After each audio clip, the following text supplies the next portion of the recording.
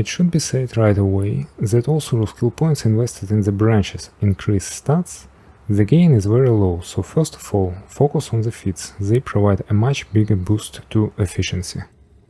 Zealous. To victory range is increased, while the energy cost is decreased. Both properties are useful. Range increases mobility and the number of enemies you can hit. And at low levels you don't have much energy, so the mana cost reduction is also nice. Unshakable. The commander is resistant to knockdown. The property is useful on its own, but looking ahead, Battlecry grants immunity, as does Terminator armor, and the high melee skill itself reduces the chances of enemy knocking you down with special melee attacks. By the way, knockback and knockdown are the same thing within the game. It's just that both variants of the name are present. More interestingly, they come in two types, resistible and unresistible. The second type generally comes from the abilities. Relentless. A short time invulnerability after 2 victory. Must-have ability. While there is no armor or damage resistance, invulnerability and crowd control are two main ways of survival. 2 victory is the key ability for the commander to fight in the early stage, and it doesn't lose relevance in the late game either. Indomitable. With a high chance the commander will recover after being incapacitated and receive a short buff to movement speed and damage. Optional ability. High chance, triggers often, but it's kind of a fail strategy. If things are going well, which is what you should be aiming for, the points spent on this ability do absolutely nothing. By the way, the ability is expensive, it costs a total of 6 skill points, and they can instead be spent on something that will always work. Ranged Specialist learns to fire plasma and flamer while moving. Well, that's more of a joke than an ability. Shots fired on the move are a rather small percentage. Moreover, there is a penalty to accuracy. The latter is not a problem with the flamer, but the flamer itself is... It has area attack, ignores cover and garrison, but at the same time has very low DPS, even pistols have better numbers. Works well against guns and reapers, but nothing more than that. In summary, the skill provides a very subtle bonus to plasma, which even if you use it, will not last for a long period of time. Heavy weapons aptitude allows the use of heavy bolter, missile launcher and plasma cannon. Unlike Avitus, Force Commander doesn't have a skill that removes setup time, neither have bonuses to range that help mitigate this disadvantage. Through, of course, with the missile it's not a problem. Missile obviously effective against vehicles, bolter and plasma cannon largely the same, in the sense that plasma cannot scare anyone except infantry. It has a rather low DPS on vehicles and even lower on buildings. And lastly, for range commanders, these weapons are transitional at best. Eventually he wants Terminator armor and assault cannon, which is just a lot better than a heavy bolter. Besides, with heavy weapons you can't use banner, jump pack, iron hello or teleport pack. Also, you probably don't want to use the last one anyway. Deadly aim. Now have a chance to one-shot enemy infantry, Battlecry increases this probability. The ability works, and works pretty well, but there are a number of downsides. A regular infantry isn't a problem anyway, an assault cannon mows it down like grass. The instant kill chance doesn't add anything substantial. At the same time, the ability is useless against bosses and other priority targets. In addition, Battlecry in the vanilla campaign doesn't work with Terminator armor, and the lion's share of probability comes from it.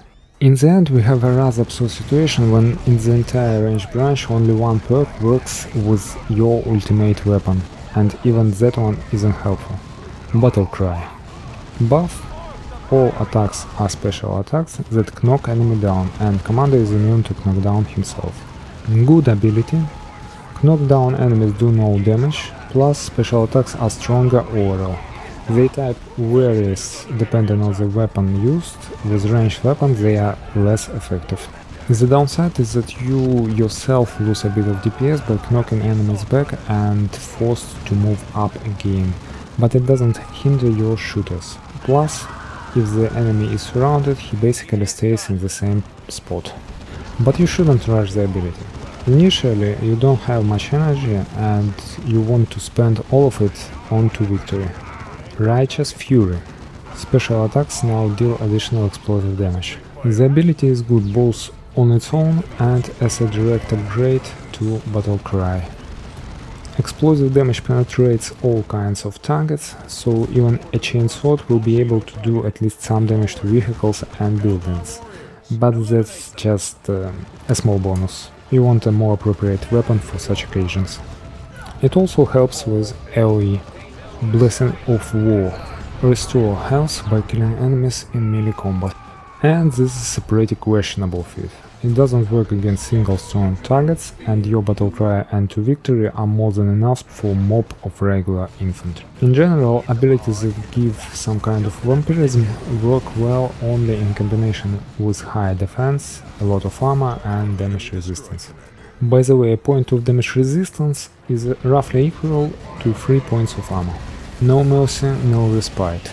Under battle cry, the commander kills most of the infantry in a single blow. This ability is a sibling to Deadly Aim and also works well, but it helps with things that are not a problem in the first place. Commander's Loadout. Additional equipment slot plus regeneration of energy when killing enemies. All perks that grant additional equipment are must-have, and in the case of the commander it also provides energy recovery. Twice as good, but you don't need to rush it, take it as the equipment appears. Orbital Command. Drop Pod and Orbital Bombardment gain the second charge. A very strong ability, but there is no rush in taking it. Drop Pod is useful, but it's not something spectacular. On the other hand, Orbital Bombardment is just beyond good and evil. Not only does it look awesome and paralyze targets, but it also does an insane amount of damage. It attacks in the form of Predator laser sight. I mean, there are 3 dots where the energy beams will fall on. If you make the offset so the beam itself will hit the boss, it will practically vaporize it. Plus the bombardment is extremely good in missions where you need to destroy enemy bases. One cast is practically -1 base. It really speeds up things a lot. Generally the ability is always useful. Destroy reinforcements, demolish the base, cheese the boss. But when you have only one charge, then giving up the slot is a bit expensive. But with 2, you take it without hesitation. Inspire and Shout. Battle Cry restores energy to allies. In the vanilla campaign this is the only way to quickly restore energy. Basically that fact alone tells you how good this talent is. More tactical advance for Tarkus, more focus fire for Avitus, more assault jumps for Tadeusz, more ability spam for Tool, more blood for the blood. The only downside is, as already been mentioned, Battlecry doesn't work with Terminator armor. Even if you plan on making a ranged commander, it's better to use him as melee in the beginning, because you want to tank with 2 victories and vulnerability. But in general, with a bolter or plasma that the commander can use outright, it's also possible, just less successful. Start with Relentless right away, invulnerability adds too much value. Next, if melee, commander's Loadout, then go for Righteous Fury, then put points into the energy branch till the end. With the remaining skill points take Indomitable. If you absolutely don't want to take Orbital Command and Inspire and Shout, you just grow melee branch to the end, but this option is much weaker.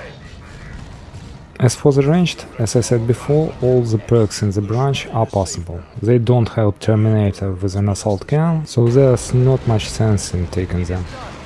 You either go as melee and then just swap to assault cannon, in this case the build is exactly the same, or if you want to use bolter or plasma, then after Relentless go straight into the energy until the end, then into Indomitable and finish with Righteous Fury. Since Terminators have power fists and can fight in melee, this build kind of knows how to fight back against melee attackers. And also, Inspiring Shout will eventually stop working, it will still be useful until then. Alternatively, if you don't like this idea, you can just put points after Commander's Loadout or Orbital Command into the ranged branch.